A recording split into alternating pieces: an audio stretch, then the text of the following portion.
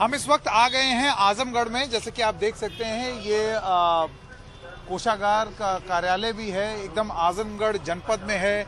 ये एक प्रसिद्ध इमारत है, वीर कुंवर सिंह उद्यान आजमगढ़ में। पीछे जिलाधिकारी का कार्यालय भी है आजमगढ़ में। और ये एक बहुत जरूरी जिला भी है। यहाँ पर 10 विधानसभा क्षेत्र हैं, 2 लोकसभा के कॉन्स्टिट्यूएंसीज हैं यहाँ पर। और भारतीय जनता पार्टी ने अपने पीक पर यानी कि 2017 में भी यहाँ पर बहुत कस के पैर वो नहीं जमा पाए, 1 सीट ही ला पाए 10 में से। समाजवादी पार्टी और बीएसपी के साथ ही रहा है आजमगढ़। आजमगढ़ का एक और जिसकी वजह से आजमगढ़ चर्चा में आता है वो है आतंकवाद। इस बार भी चुनाव में आपने देखा होगा कि उसका जिक्र हुआ, अहमदाबाद ब्लास्ट में जब कन्विक्शंस हुए तो आजमगढ़ में आतंकवाद का जिक्र हुआ। तो आजमगढ़ के दिल में क्या है, आइए पता करने की कोशिश करते हैं। तो आजमगढ़ के दिल में क्या है, आइए जानने की कोशिश करते हैं। आपका बहुत बहुत धन्यवाद हमारे साथ जुड़ने के लिए। आपको क्या लगता है, यहाँ पर 10 क्षेत्र हैं, 10 विधानसभा क्षेत्र हैं, तो इस बार कैसा माहौल है? यहाँ तो माहौल कांग्रेस पार्टी का है। कांग्रेस चुनाव लड़ रही है। मुझे लग रहा है कि त्रिकोणी संघर्ष है। कांग्रेस भी उसमें लड़ाई में है जो जी। तो समाजवादी पार्टी की तरफ से भी है, इनका ये मानना है कि कांग्रेस भी संघर्ष में है। आपको क्या कहना है? दरअसल पिछली बार 2017 में जब बीजेपी की लहर थी पूरे प्रदेश में, तो भी आजमगढ़ में 1 सीट थी उनके पास। सर्वप्रथम मैं इलेक्ट्रॉनिक मीडिया के साथियों का धन्यवाद देना चाहता हूं। मैं सोशल मीडिया प्रभारी इंजीनियर अभिषेक यादव। भारतीय जनता पार्टी का सुपड़ा साफ होने जा रहा है और सीधे सीधे जनता जो है, और खास तौर पर आजमगढ़ जनता बेरोजगारी, महंगाई को मुद्दा मानते हुए समाजवादी पार्टी को वोट करने जा रही है। और निश्चित तौर पर जिस प्रकार से कल आपने देखा होगा, बीजेपी की सांसद संघमित्रा मौर्य ने इतना बड़ा आरोप लगाया, बीजेपी की सांसद हैं और बीजेपी पे इतना बड़ा उन्होंने आरोप लगाया कि हमारे पिताजी के ऊपर जानलेवा हमला किया गया, गाड़ियों को तोड़ा गया। निश्चित तौर पर लोकतंत्र के लुटेरे सत्ता में हैं और इस बार आम जनता जो संविधान को मानने वाले लोग हैं, जो लोकतंत्र में आस्था रखने वाले लोग हैं और जो बेरोजगारी को दूर करना चाहते हैं, महंगाई से निजात पाना चाहते हैं, वो लोग इस बार समाजवादी पार्टी की साइकिल दौड़ाने जा रहे हैं। एक सवाल मैं आपसे पूछना चाहता हूँ और यहाँ अगर कोई और भी जवाब देना चाहे। आजमगढ़ का जिक्र इस चुनाव में भी हुआ और आतंकवाद को लेकर के हुआ कि अहमदाबाद ब्लास्ट में भी जो 3 आरोपी थे या 3 लोग जिनको कन्विक्ट किया गया वो आजमगढ़ के थे। इससे पहले भी कई बार इस जगह का नाम आतंकवाद के साथ लिया जाता है। मैं कहना चाहता हूं केंद्र और प्रदेश सरकार के, खास तौर पर योगी आदित्यनाथ जी को बताना चाहता हूं कि आप जिस आजमगढ़ की जनता का बेइज्जती किए, आपने कहा कि आजमगढ़ उपद्रवियों का गढ़ है, आजमगढ़ आतंकवादियों का गढ़ है, और आज यही चंद कदम पर, आज जहां ये हो रहा डिबेट, इसके चंद कदम पर ही आज योगी आदित्यनाथ जी आ रहे हैं। किस मुंह से आ रहे हैं और क्या लेकर के आ रहे हैं? अगर ये आतंकवादियों का गढ़ है, अगर आजमगढ़ उपद्रवियों का है, तो आजमगढ़ में क्या मांगने आ रहे हैं? वोट की राजनीति करने क्यों आ रहे हैं? बहुत शांति से सुन रहे हैं आपकी बात, जो चाय बना रहे हैं। और कहना चाहता हूँ आपको, उन्होंने हिला दी है। मैं कहना चाहता हूँ आजमगढ़ पंडित राहुल संस्कृत्यायन का गढ़ है, आजमगढ़ सबाना आजमी कैफे आजमी का है, आजमगढ़ अयोध्या प्रसाद हरियौत का है, आजमगढ़ में दुर्वासा ऋषि, दत्तात्रेय चंद्रमा ऋषि जैसे महान ऋषि हैं। मुझे लगता है कि आजमगढ़ के बारे में योगी आदित्यनाथ जी को जानकारी ही नहीं है। और जो भी विकास का ईंट यहाँ पर लगा है वो समाजवादी पार्टी नेताजी मुलायम सिंह यादव, आदरणीय अखिलेश यादव जी का है। अखिलेश यादव यहाँ से सांसद भी थे, लेकिन अब वो साथ छोड़ करके जा रहे हैं करहल।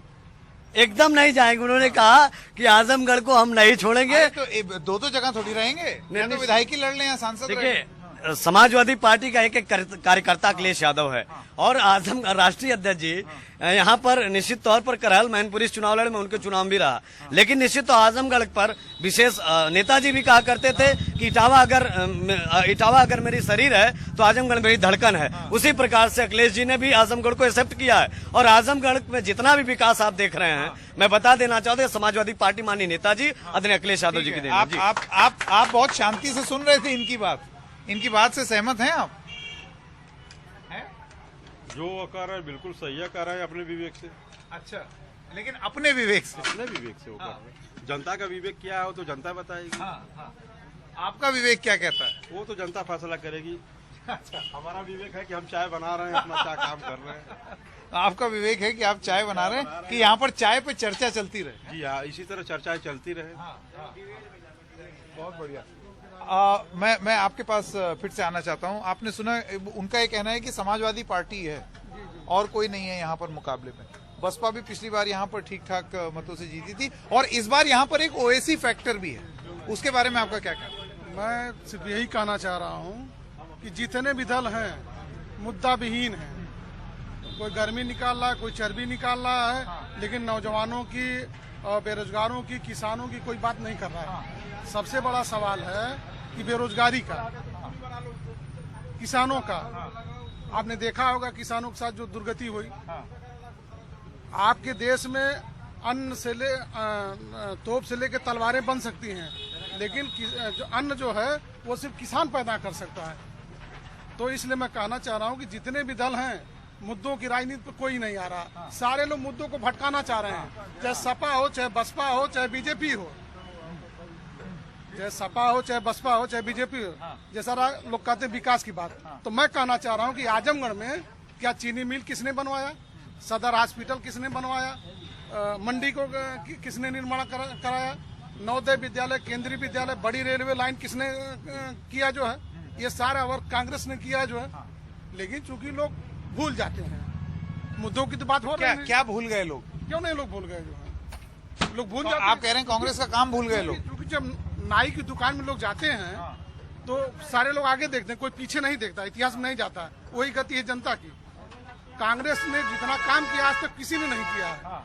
बताइए, जवाब दें। मैं लगातार कहना चाहता हूं, आजमगढ़ का आपने देखा कृषि विश्वविद्यालय आदरणीय अखिलेश यादव की देन है, पीजीआई आदरणीय अखिलेश यादव की देन है, आजमगढ़ जितने पुल बन रहे हैं, सड़कों का चौतरफा जो निर्माण हुआ है अखिलेश यादव जी की देन है।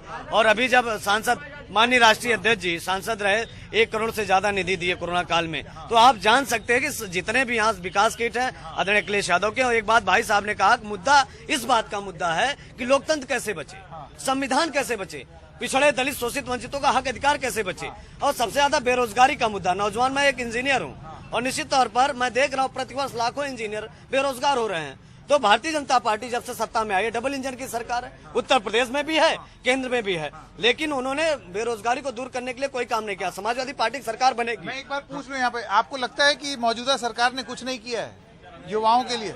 है कुछ नहीं? हाँ, कुछ नहीं किया है सर, क्या?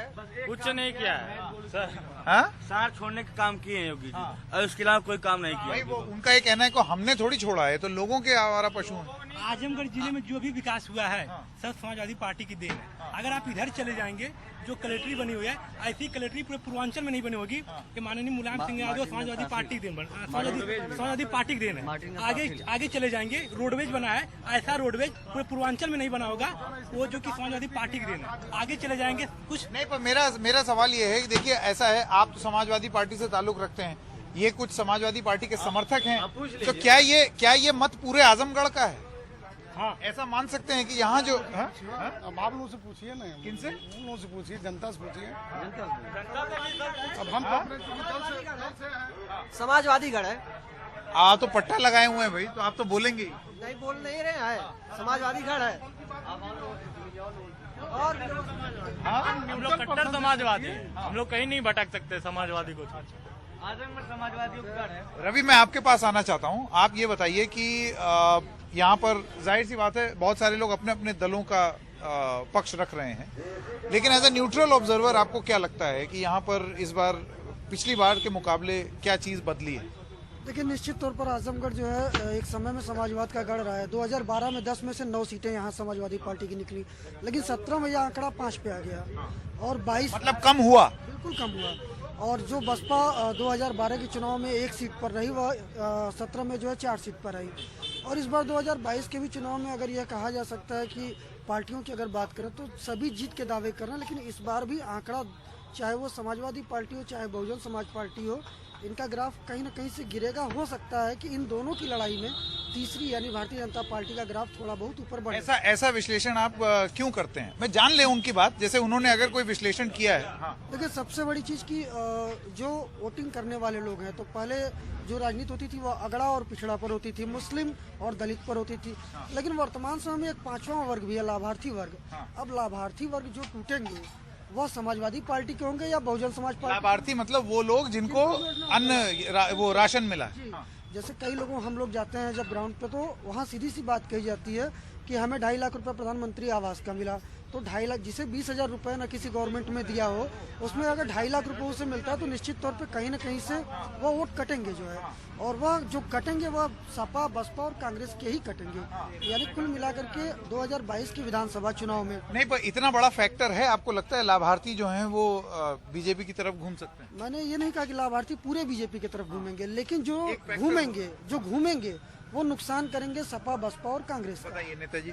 मैं लगातार आपको बता देना चाहता हूं, मैंने आपसे पहले भी कहा कि अब नौजवान जो है आजमगढ़ का रोजी रोजगार चाहता है, किसान अपने लागत का उचित मूल्य चाहता है, और भारतीय जनता पार्टी की बात कर रहे हैं किसान, 700 किसान शहीद हुए, हम किसान के बेटे हैं, बाद में समाजवादी पार्टी के नेता हैं। अब बता दीजिए, आज किसान पूरी तरह से भारतीय जनता पार्टी से रुष्ट है, नौजवान रुष्ट है क्योंकि बेरोजगार है। समाजवादी पार्टी की सरकार बनेगी तो आदरणीय अखिलेश यादव ने कहा है कि हम 22 लाख लोगों को आईटी सेक्टर में नौकरी देने का काम करेंगे, और निश्चित तौर पर अखिलेश जी जो कहते हैं वो करके दिखाते हैं। समाजवादी पार्टी 2012 से 17 तक सरकार में रही, उन्होंने जितना वादा, लेकिन अब जैसे वो अभी उन्होंने क्या बोला, 2017 में अपने गढ़ में समाजवादी पार्टी 9 से घट के 5 हुई ना। मैं बता देना चाहता हूं, उस समय भारतीय जनता पार्टी गाय गोबर समझाने में, मंदिर मस्जिद के मुद्दों में सफल रही। अब जनता रोजी चाहती है, रोजगार चाहती है। तो अब अभी मंदिर और ये सब मुद्दा नहीं। देखिए, वो धार्मिक, हम समाजवादी लोग, हम भी हिंदू हैं, लेकिन धर्म को राजनीति से दूर रखा जाए। भारतीय जनता पार्टी हमेशा से धर्म को आगे ला करके अपनी राजनीतिक रोटी सेकना चाहती है। हम समाजवादी लोग समता, बंधुत्व और धर्म व्यवस्था पे चल करके सामाजिक न्याय की लड़ाई लड़ रहे हैं।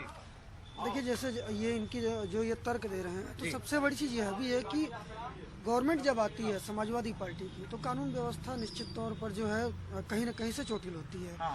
जबकि बीएसपी की गवर्नमेंट रही हो या वर्तमान गवर्नमेंट हो, ऐसा नहीं कि सब में पूरी तरह से सब कुछ सही रहता है, लेकिन उनके अपेक्षा इन गवर्नमेंट में जो है लोगों को उतनी कठिनाइयों का सामना नहीं करना पड़ता है। किस गवर्नमेंट में? समाजवादी पार्टी में जिस तरह से थानों और बाकी जगहों पर इनके कार्यकर्ता या किसी और लोग जिस तरह से जाकर के उत्पाद करते हैं, वह इस गवर्नमेंट में, चाहे वो बसपा की हो चाहे वो बीजेपी की हो, उतना नहीं रहता है लेकिन कम रहता है। तो कहीं न कहीं से पब्लिक भी अपने आप को सुरक्षित, इसका मतलब कानून व्यवस्था का आप मुद्दा उठा रहे हैं, जो आपके हिसाब से भारतीय जनता पार्टी के पक्ष में एक छवि ये बनी हुई है कि उनके पक्ष में जाता है।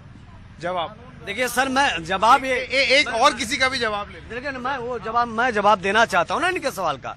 100 नंबर किसने लाया? आदरणीय अखिलेश यादव ले जाए, और भारतीय जनता पार्टी आई तो 112 की, यानी बजट नुकसान किया। वो बजट अगर शिक्षा पे लग जाता, स्वास्थ्य व्यवस्था में लगता, तो कहीं कहीं आम जनता का लाभ होता।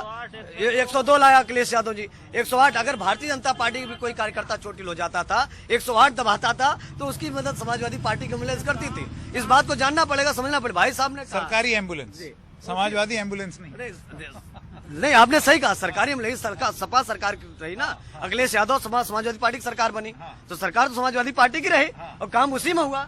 बात वो कर रहे हैं कानून व्यवस्था को लेकर के छवि क्या हो रहा था, हम उसकी बात नहीं कर रहे, लेकिन जनता में छवि क्या है, उनका ये मानना है कि छवि ये है कि कानून व्यवस्था अभी ज्यादा दुरुस्त है। आप आंकड़े निकाल कर देख लिए, सबसे ज्यादा हत्याएं समाजवादी पार्टी के 12-17 के आंकड़े देखेंगे। जब आपने हत्या और छवि की बात की है, तो लाइन ऑर्डर की बात की है, तो आप देख लीजिए 2012-17 तक का और 17 से 22 तक का आप आंकड़े निकाल कर देखेंगे तो सबसे ज्यादा बलात्कार योगी बाबा में हुआ है, हत्याएं हुई हैं, ग्राफ बढ़ा है, पिछड़े दलितों की हत्या हुई, ब्राह्मणों की हत्या हुई, हर वर्ग की हत्याएं हुई हैं। मेरा सवाल आपसे ये है कि ये देखिए, ये जो एक इस चुनाव में भी जिक्र हुआ, इससे पहले भी 2008 से हम देख रहे हैं आजमगढ़ और यहाँ पर आतंकवाद का गढ़, इस तरीके की बातें राष्ट्रीय राजनीति में भी होती रही हैं।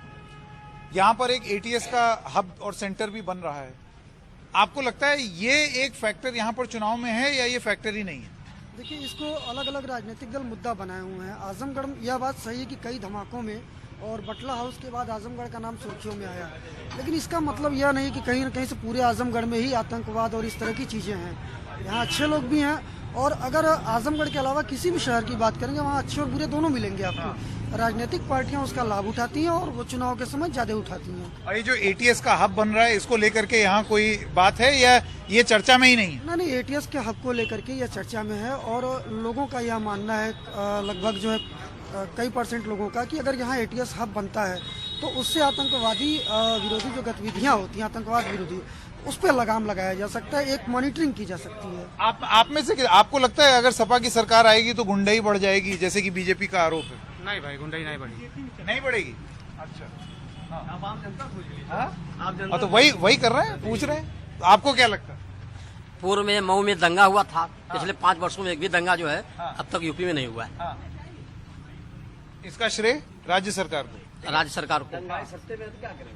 राज्य सरकार क्या क्या कह रहे हैं? दंगाई लोग जब सत्ते में आ गए हैं तो दंगा कहाँ से होगा? जाहिर सी बात है। तो मुख्तार अंसारी जो है मऊ के, इसको लगातार कई बार के विधायक रहे हैं और मऊ की घटना किसी से छिपी नहीं हुई है। और अपराधी लोग जब भाजपा ज्वाइन करते तो अपराध मुक्त हो जाते हैं, ये भी बात तो है। आप देख लीजिए, मैं नाम लेना बता देना चाहता हूँ कि जितने अपराधी भारतीय जनता पार्टी की संस्था ले लेते हैं तो उनका अपराध मुक्त हो जाओ। योगी आदित्यनाथ जी खुद उनके पास ये मुद्दा इन्होंने उठाया, उन्होंने अपने मुकदमे वापस ले लिए। इसके बारे में क्या बोले हैं? लेकिन कोई विकास तो करके दिखाए। आज हमने क्या दिया, कौन सी कंपनी लगी और कौन से लोग रोजगार पा रहे हैं? मैं नहीं बोलता हूँ कि योगी सरकार ने किया और मुलायम सिंह ने नहीं किया, किसी ने नहीं किया। अगर सब लोगों ने किया तो रोजगार के लिए लोग बाहर क्यों जाते हैं? ये सबसे बड़ा मुद्दा है। ये सबसे, किस राजनीतिक दल ने यहाँ पर रोजगार का साधन बनाया? यहाँ से बेंगलुरु, कोटा या पुणे या मतलब क्या भोपाल या बेंगलुरु क्यों जाते हैं? आजमगढ़ में क्यों नहीं पढ़ लेते? वही रोजगार यहाँ पे क्यों नहीं करते? मैं गुजरात में रहता था, कंपनी के अंदर काम करता था, मतलब नाश्ते की दुकान चलाता था, ठीक है। वहाँ पे कोई भी 8 पढ़ता हुआ लड़का पार्ट टाइम जॉब कर सकता है। 4 घंटे अगर काम किया ना तो भी कम से कम 8,000 रुपया हर महीने निकालेगा पगार, कम से कम में, ठीक है। अगर वो 8,000 रुपया अपना खुद का खर्च उठा रहा तो उसके माँ बाप जो कमाते हैं वहाँ पर उसका बचत हुआ कि नहीं हुआ?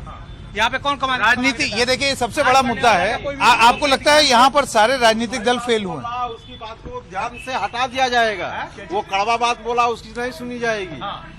बेरोजगारी की बात जो बोला ना, तो बेरोजगारी कैसे कमाएंगे? क्या सबको नौकरी मिल सकती है? नहीं मिल सकती। रोजगार कर सकते हैं, नहीं करेंगे, सिर्फ नेतागिरी करेंगे। ये एक जरूरी बात बोलिए, नेतागिरी यहाँ पर बहुत होती है, लेकिन जो असली मुद्दे हैं, जैसे आपको भी लपेटे में लिया है उन्होंने कहा इससे पहले कौन सा रोजगार आ गया? मेरा दोस्त यहाँ पे मनोज राजभर करके है, हुसैनगंज का है, ठीक है। वो क्या बोलते बी फार्मा करके पढ़ाई करके जॉब कर रहा है। यहाँ पे खुद ढूंढ रहा है काम लोगों के पास हॉस्पिटल में। कोई 4,000 दे रहा, कोई 2,000 दे रहा, कोई 6,000 देने के लिए तैयार, उससे ज्यादा कोई नहीं देने के लिए तैयार। वही भी फार्मा किया वो लड़का, और खाली गुजरात में चले जाए और कंपनी में ले जाके दिखाए सर्टिफिकेट अपना, कम से कम उसको 15,000 पगार नीचे नहीं मिलेगी, गारंटी मैं देता हूँ। ये एक स्थिति यहाँ पर। आपको लगता है रोजगार पर किसी भी सरकार ने अभी तक कुछ नहीं किया? ऐसा मोदी जी के द्वारा जो मुद्रा बैंक है, जो लोन मिल रहा है, मैं आम पब्लिक हूँ और मैं खुद उसके तहत लाभान्वित हुआ हूँ। और मैं मतलब जो लोन मिला है सरकार की तरफ से, हाँ, स्वरोजगार के लिए यदि युवा वर्ग प्रेरित होकर के लोन ले और आगे बढ़े, और यदि कोई भी नौकरी, जिस तरह से जनसंख्या बढ़ रही है, नौकरी देना संभव किसी भी सरकार के लिए संभव नहीं है। स्वरोजगार, देखिए कोई नेता आज कैंपेनिंग हो रही है। ये बाबा आ चुके हैं, ढोंगी बाबा आ चुके हैं, और कुछ समय में लगता अपना जो बाबा मुख्यमंत्री जिनको आप बुलाते हैं, उनका हेलीकॉप्टर आ गया है आजमगढ़ में, ठीक है। देखिए उन्होंने कहा कि आप नौकरी मांग क्यों रहे हैं, एक ऐसी स्थिति करें कि लोन लीजिए, अपना खुद इतने सक्षम बनिए। ये बताइए भैया, हर साल इंटर पास करके लगभग 22-23 लाख बच्चे पास होते हैं। बीए बीएससी एमएससी बच्चे पास करते हैं। बताइए कितनी वैकेंसियां निकाली गई? बताइए वो बच्चे कहाँ जाएंगे जो बच्चे high school, inter, BA BSc? अच्छा, मैं एक सवाल और पूछना चाहता हूँ। बेरोजगारी एक मुद्दा है, और जो दूसरा मुद्दा है जो कि चुनाव में अक्सर देखने को मिलता है, वो है हिंदू मुसलमान ध्रुवीकरण की राजनीति। आपको लगता है इस बार वो मुद्दा यहाँ पर नहीं है, हिंदू मुस्लिम की राजनीति नहीं है? हाँ, एक मिनट सुनिए। अभी एक आप ही बोल रहे हैं, नौजवान कह रहा है कि रोजगार नहीं। समाजवादी पार्टी की सरकार ने HCL लगाया गया। आप देखिए, मैं बता देना चाहता हूँ, समाजवादी पार्टी की सरकार बना लोगों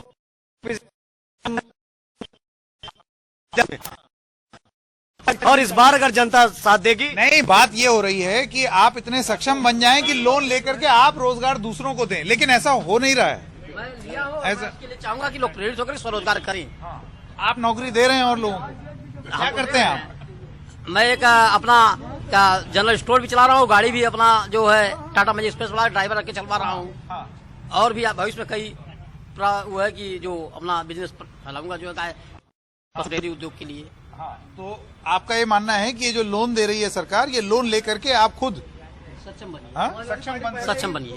क्या चीज? समाजवादी पहले ही डेयरी फार्म आजमगढ़ में अतरौलिया में, मैं बता देना चाहता हूं, समाजवादी पार्टी मैं फिर बताना चाहता हूं कि समाजवादी पार्टी की सरकार में जो भी काम हुआ है, भारतीय जनता में पार्टी की सरकार में कोई काम नहीं हुआ, कोई काम। रोजगार कितना आया इस सरकार में? रोजगार कितना बचाइए?